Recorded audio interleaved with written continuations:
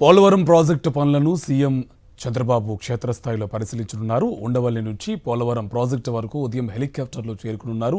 Spillway, guide bund, ఎగువ coffer dam, దిగువ coffer dam, ECRF dam gap 1, gap 2, gap 3లతో పాటు జల విద్యుత్ కేంద్రం పనులను పరిశీలించబోతున్నారు చంద్రబాబు.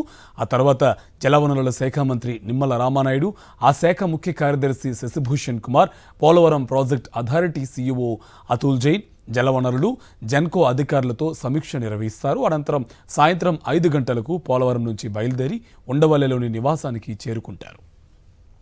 పోలవరం ప్రాజెక్టు పనులను సీఎం చంద్రబాబు క్షేత్రస్థాయిలో పరిశీలించనున్నారు. ఉండవల్లి నుంచి పోలవరం ప్రాజెక్టు వరకు ఉదయం హెలికాప్టర్లో చేరుకునున్నారు. స్పిల్వే, గైడ్ బండ్, ఎగువ కాఫర్ డ్యాం, దిగువ coffer dam, ECRF dam gap 1, gap 2, gap 3లతో పాటు జల విద్యుత్ కేంద్రం పనులను పరిశీలించబోతున్నారు చంద్రబాబు.